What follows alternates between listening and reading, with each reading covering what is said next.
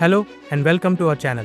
Today, we're diving into a story of raw power, public anger, and a dramatic political upheaval that has shaken the Himalayas. We're talking about Nepal, a country that has recently seen its parliament set ablaze, ministers thrashed on the streets, and its capital, Kathmandu, overrun by an enraged populace. In a stunning turn of events, Prime Minister K.P. Sharma Oli was forced to resign. This chaos echoes recent crises we've seen in Bangladesh and Sri Lanka, and it raises a critical question. What does this instability mean for the region, especially for India? And what happens next? Grab a seat, because this is a story you need to hear. The immediate spark that ignited this firestorm was a seemingly straightforward move by the Nepalese government. On the 4th of September 2025, Kathmandu blocked 26 social media platforms, including giants like Facebook, Instagram, and YouTube. The government claimed these companies weren't complying with tax regulations or opening local offices, citing national security concerns. However, the public saw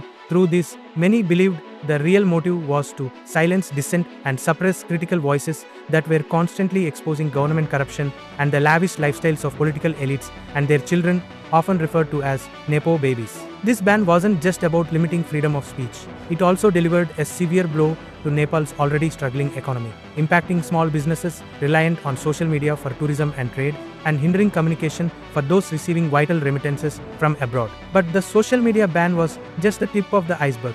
The anger simmering beneath Nepal's surface had been building for decades. At its core, this movement is a powerful rebellion against widespread corruption, unchecked arrogance of power, and chronic economic mismanagement. Nepal has been grappling with high unemployment, with over 12% of its youth and up to 20% in rural areas struggling to find jobs. This forces thousands of young Nepalis to seek often menial work abroad every year. While ordinary citizens struggle, the ruling elite has been accused of living like kings and emperors, completely disconnected from the daily struggles of the people. The Nepo babies phenomenon, where children of politicians flaunted their luxury abroad on social media, only added fuel to this fire, sparking widespread resentment among the youth. This isn't just about one party. It's a deep-seated frustration with the entire political system that has failed to deliver on promises made since the new constitution was adopted 10 years ago. When the youth, predominantly Gen Z, from 13 to 28 years old, took to the streets, their initial protests were peaceful. They carried books and banners demanding an end to corruption, but the government's response was brutal and miscalculated. Authorities imposed curfews and used water cannons, rubber bullets, and, shockingly, live ammunition against the demonstrators. This crackdown resulted in a tragic loss of life. 19 protesters were killed, with 17 inches Kathmandu alone, and hundreds more were injured. Among the casualties was a 2-year-old child shot by the police. This was the worst crackdown in Nepal's recent history. Far from quelling the protests, these deaths ignited a fiercer backlash. The anger spiraled out of control. Government buildings, including the parliament and the Supreme Court, were set on fire. Ministers were chased, thrashed, and stripped by mobs, with images showing Nepal's former Prime Minister covered in blood. Even opposition leaders' homes were attacked, highlighting the youth's disillusionment with the entire ruling class. Prime Minister Oli, after attempting to salvage the situation by lifting the social media ban, found it was too late. Facing an unstoppable tide of public fury, Prime Minister Oli ultimately announced his resignation and was seen fleeing by helicopter. The youth's demands now go far beyond just lifting a social media ban.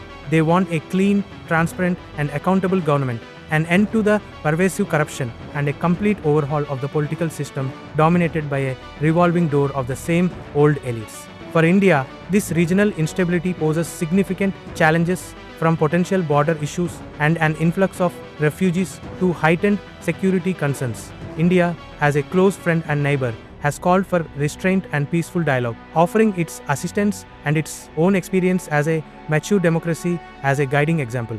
While the violence is deeply concerning, Nepal appears to have avoided the more severe, uncompromising stance taken by Bangladesh government in its own student protests. This gives Nepal a crucial opportunity to learn from the experiences of both Bangladesh and Sri Lanka, and potentially embark on a path towards genuine reform and stability. The Nepalese army has appealed for calm, and the president has urged dialogue, but the path forward is complex. Questions remain about whether new, younger leaders, such as Kathmandu's 35-year-old Mayor Balendra Shah or former Deputy Prime Minister Rabi Lamichhane, can emerge to lead the country. The next 42 hours are considered crucial for Nepal's future. The youth of Nepal have won a significant battle, proving that their voices cannot be ignored. But as history teaches us, staging a revolution is often easier than preserving it. What happens next in Nepal will undoubtedly shape its destiny and have repercussions across South Asia. Thank you for watching.